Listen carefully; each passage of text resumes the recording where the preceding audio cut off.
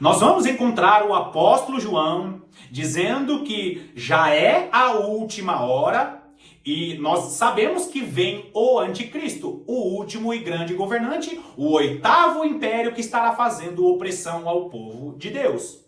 O anticristo vem e a igreja precisa estar meditando na palavra de Deus, sabendo que o cenário de Israel e o cenário do mundo vai nos mostrar o momento em que esse anticristo vai reinar sobre as nações. Só que esse anticristo, antes que ele surja, nós vamos ver o cenário do mundo sendo montado para que esses últimos governantes, antes do anticristo, tenham o mesmo pensamento dos reis antigos. O anticristo, ele vai pensar de uma maneira específica, só que Satanás, em sua eficácia, estará preparando o cenário do mundo para que as nações pensem da mesma maneira que esse último e grande governante. Eu não sei se você assistiu o vídeo anterior, eu sugiro que você assista ao vídeo anterior, porque esse aqui é o vídeo número 2, pois nós estaremos falando a respeito do governo do anticristo, o espírito do anticristo e a maneira dos reis antigos pensarem. Seja muito bem-vindo a mais essa meditação do canal A Lâmpada para os Meus Pés.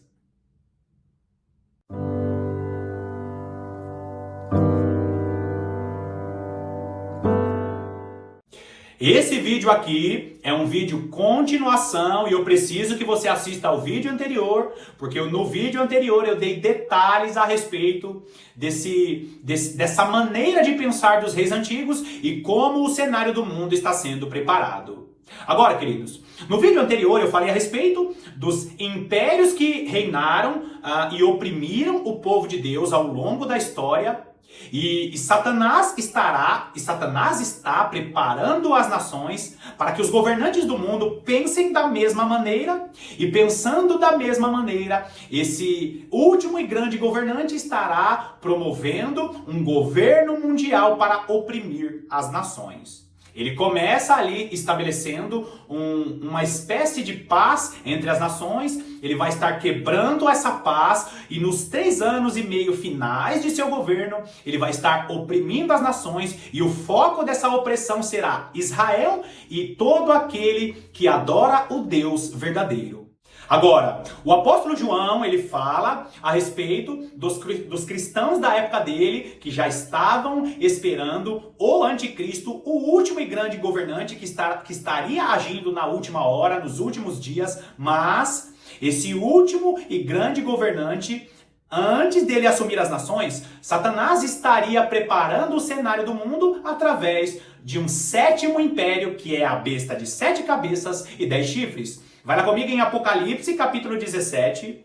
Apocalipse, capítulo 17. Nós lemos no vídeo anterior e vamos ler hoje de novo. Apocalipse, capítulo 17. Você vai ler comigo a partir do versículo 9, que diz assim: Aqui está o sentido, que tem sabedoria. As 7 cabeças são 7 montes, nos quais a mulher está sentada. São também 7 reis. A mulher que está sentada aqui é a grande Babilônia, a grande meretriz, um sistema político, religioso e cultural que vai estar influenciando as nações para pensar de uma mesma maneira. Só que, olha o versículo 10. Presta atenção, desses 7 reis, dos quais caíram 5, um existe e o outro ainda não chegou. E quando chegar, tem de durar pouco. Ou seja, 5 impérios já tinham caído na época do apóstolo João. O outro ainda existe. Qual que era esse um que existia? Qual que é esse um que existe? Era o Império Romano. Ou seja, já tinha caído Egito, já tinha caído Assíria, já tinha caído Babilônia, Medos e Persas, e também já tinha caído o Império Grego, e também estava ali vigorando o Império Romano. Só que, queridos, 6 impérios até o Império Romano. E aí ele está dizendo o quê? Olha o versículo 11. E a besta que era e não é, também é ele, o 8º rei, e procede e procede do 7 e caminha para a destruição. O que ele está nos mostrando aqui? Que esse oitavo rei, ele vai proceder desses 7. E queridos, presta atenção nisso. É uma besta de 7 cabeças e 10 chifres. No vídeo anterior eu expliquei, 7 cabeças são 7 reis e sua maneira de pensar. Os 10 chifres representando os últimos 10 governantes que vão estar governando as nações. É um conglomerado de nações, uma espécie de ONU, uma espécie de organização das Nações Unidas, que são 10 nações principais que vão estar governando como o penúltimo império, e desses 10 reis vai surgir o anticristo, que é o oitavo rei. Mas eu quero que você tenha em mente a maneira de pensar desses reis. Por quê? Porque os impérios, eles tinham uma maneira de pensar, uma maneira de governar, e no vídeo anterior eu falei. A maneira de pensar dos egípcios, por exemplo, era uma maneira de escravizar as pessoas através do trabalho, e essa maneira de pensar atua hoje. Não esqueça disso. Todos os impérios antigos, eles atuam hoje através do espírito do anticristo. E esse império egípcio, hoje, como influência espiritual, ele influencia as pessoas a trabalhar demais e não ter tempo para buscar a Deus. E o segundo império é o Império Assírio, que hoje promove mistura no culto, colocando objetos ungidos e promovendo esquisitices espirituais. O Império Babilônico é um império que promove todas essas políticas, essas ideologias que misturam o culto. É aquele império que separa o povo de Deus para que o povo de Deus não esteja em comunhão e fica promovendo ideologias que são contrárias à palavra de Deus. O Império Medo-Persa é um império sorrateiro que coloca comportamentos que não procedem do Senhor, e ali nós vemos a irmã que está pregando no púlpito com uma calça justinha, o irmão todo fortinho que fica ali tocando seu instrumento, mostrando e exibindo o seu corpo. A falta de modéstia ou situações que entram de maneira sorrateira no meio da igreja. Nós vemos também a filosofia através da maneira de pensar do Império Grego, que é um império antigo. Os pastores coachings, aqueles pastores que ficam falando mansinho, que sentam em um banquinho, não falam de pecado, não falam de vida de oração, não falam de vida de meditação na palavra de Deus. Só falam de coisas boas, trazendo um afago para o ego do homem, não conduzindo o homem para o arrependimento. Ou seja, a maneira de pensar de Alexandre o Grande, que promoveu ali a cultura da filosofia grega. E isso está forte demais na maior parte das igrejas que nós conhecemos. E por fim, nós vemos ali a maneira de pensar do antigo Império Romano. Você sabe hoje qual que é a maneira de pensar do antigo Império Romano? É justamente a mistura do Estado com a igreja. Nós vimos isso ao longo de séculos, quando o Estado tentou se misturar com a igreja. É justamente quando aquele seu pastor, quando aquela pessoa que ministra sobre a sua vida começa a convidar políticos, e não vejo problema nenhum de políticos frequentarem a igreja. O grande problema é quando o culto ao Senhor ele é substituído por um discurso político. O político sobe no altar e começa a fazer propaganda de suas políticas, de suas promessas, quando ele assumir, pedindo votos, e ali nós vemos o Estado no púlpito da igreja, em vez de cultuar ao Senhor. O púlpito da igreja não foi feito para que políticos façam propagandas. Se o político ele realmente quer o apoio da igreja, primeiro, frequente o culto ao Senhor. Segundo, o político ele deve ser apenas mencionado como aquele ao qual a igreja está apoiando. Só que nós vemos e nós temos visto os pastores dando lugar, tirando parte do culto para que aquele político faça propaganda. Ou seja, as 7 cabeças e essa 6ª cabeça, que é o Império Romano, inspirando os cristãos a agirem como os impérios antigos. E por fim, a 7ª cabeça da besta, que são aqueles 10 governantes que vão estar governando as nações do mundo, promovendo esses mesmos pensamentos. Eu dei detalhes no vídeo anterior, por favor, assista ao vídeo anterior. Agora, vai lá comigo em João capítulo 4, nós vamos ler um texto muito conhecido e eu preciso que você preste bastante atenção, porque o encontro de Jesus Cristo com a mulher de Samaria, com a famosa mulher samaritana, é um encontro que aconteceu literalmente, mas também é um encontro profético. Se você entender bem quem foi a mulher samaritana, conhecer bem a história da mulher samaritana, você vai ver que a mulher samaritana é a mesma mulher que foi relatada no profeta Oséias.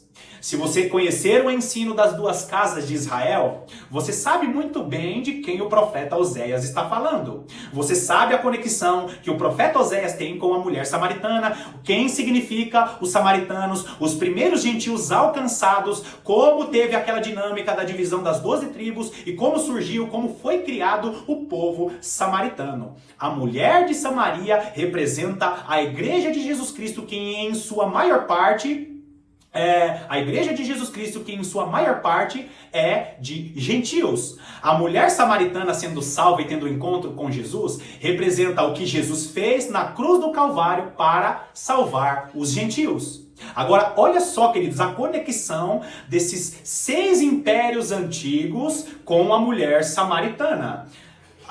João capítulo 4, nós vamos ler dos versículos 16 ao 18, que diz assim: Disse-lhe Jesus, vai, chama teu marido e vem cá.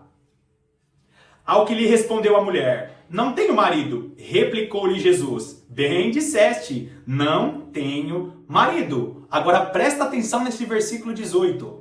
Porque 5 maridos já tiveste, e esse que agora tens não é teu marido. Isto disseste com verdade.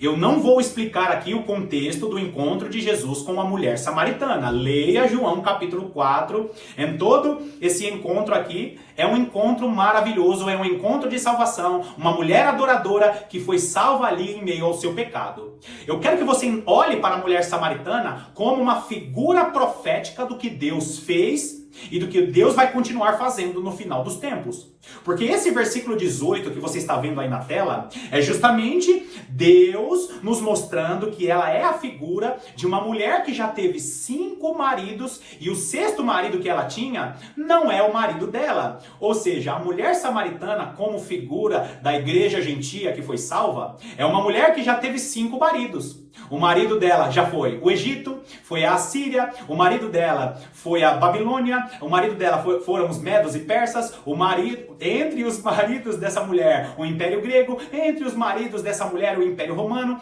Ou seja, essa mulher, como a igreja ou como o povo de Deus, já teve 5 impérios que dominavam sobre eles e agora tem um 6º império que não é o marido dela. E qual que era o império que vigorava na época em que a mulher samaritana teve um encontro com Jesus? É justamente o Império Romano.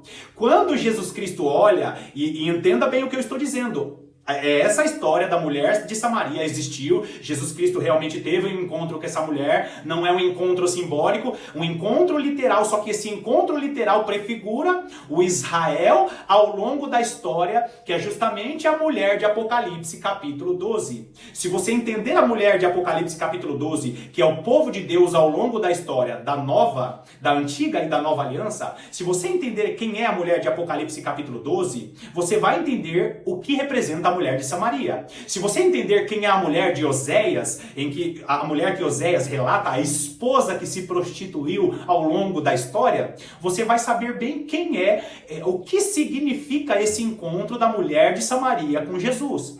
É como se Jesus estivesse dizendo para ela, mulher, esses 5 impérios antigos que você já teve, não são teus maridos. Não é. Você não está mais sob o domínio desses 5 maridos. E esse 6º marido, que é o Império Romano, não é o teu marido, não é teu. Por quê? Quem que é o marido verdadeiro? Vai lá comigo em Oséias.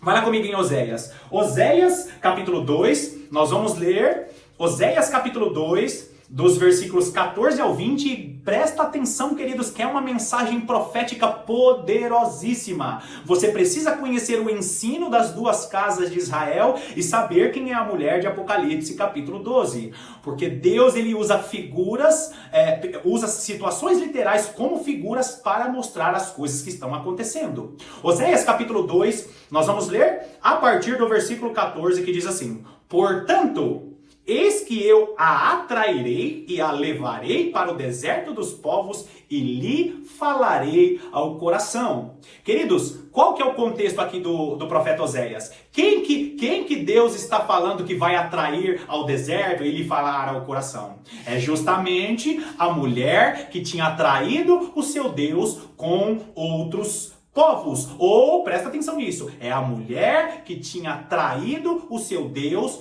com outros deuses, e esses deuses que eram adorados por outros povos e por outras nações.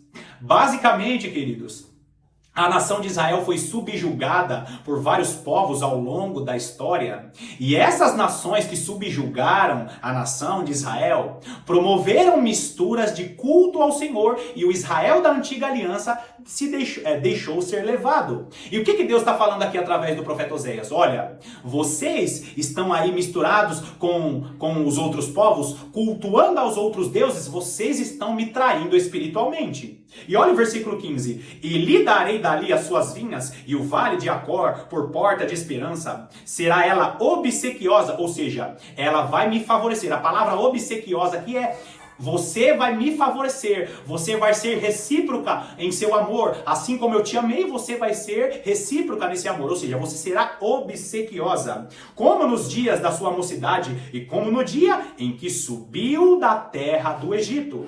Naquele dia, diz o Senhor, e ela me chamará quem? A mulher que se prostituiu. Ela me chamará meu marido e já não me chamará meu Baal. Lembra do diálogo da mulher de Samaria com Jesus Cristo? Olha, esse sexto marido que você tem não é seu. Ou seja, por causa dos pecados que eram cometidos quando as nações subjugavam Israel, Baal e outros deuses se tornaram maridos porque o Israel da antiga aliança se prostituía espiritualmente. Assim como Jesus Cristo disse para a mulher de Samaria, Deus através do profeta Oséias estava dizendo: olha, vocês não vão mais chamar os deuses das nações de meu Baal, de meu Deus. Continua aí.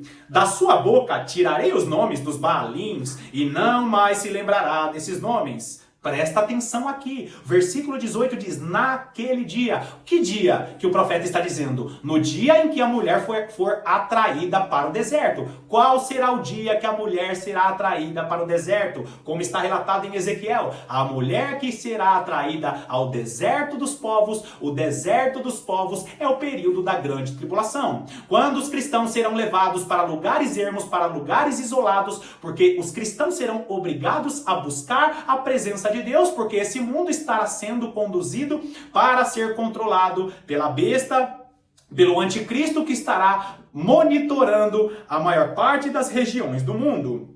Naquele dia farei a favor dela aliança com as bestas feras do campo e com as aves do céu.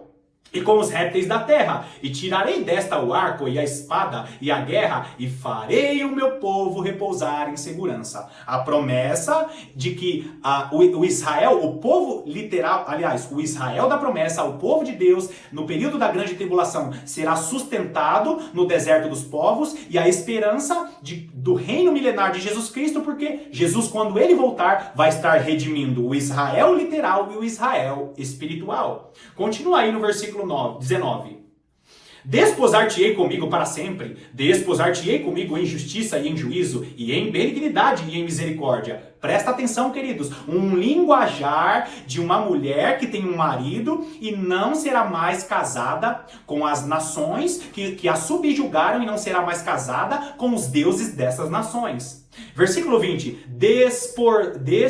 Desposar-te-ei comigo em fidelidade, e conhecerás ao Senhor. Olha que coisa linda, queridos. Nós estamos vendo aqui Deus falando através do profeta Oséias: eu vou desposar vocês, desposar-te-ei, ou seja, eu vou tomar você para ser a minha esposa, porque esses impérios que têm tomado vocês como esposa deles, não é legítimo, porque você é minha mulher, o Israel da antiga aliança, e assim também nós vamos ver parte do Israel da nova aliança se prostituindo através das políticas da besta de 7 cabeças e 10 chifres, como eu mencionei no vídeo anterior. Se você tem se deixado levar pela inspiração espiritual de todas essas questões, de cada inspiração de cada uma dessas 7 cabeças da besta, que terá 10 chifres, porque os 10 governantes ainda não surgiram. Se você se deixar levar pela política, pela maneira de pensar da besta de 7 cabeças e 10 chifres, significa que você faz parte dessa esposa que precisa ser desposada. E ali, queridos, Deus estará conduzindo a igreja para o deserto dos povos, porque a igreja estará se ataviando. O que é se ataviar? Cumprir atos de justiça, se santificar, porque a igreja estará usando linho finíssimo para o grande casamento. Olha que figura linda, a mulher de Samaria, com essa grande conexão com o que Deus deu ao profeta Oséias. E se você entender bem o ensino das duas casas de Israel, você vai saber que judeus e gentios, a casa de Judá, a casa de Efraim, de onde surgiu os samaritanos, é justamente ali um povo que está sendo liberto da besta de 7 cabeças e de 10 chifres e de sua maneira de pensar. Bom, queridos, finalizamos aqui mais essa meditação de hoje, e eu espero que esse vídeo tenha abençoado a sua vida. Que Deus te abençoe poderosamente, e como eu costumo dizer, estarei aqui te aguardando para as próximas meditações.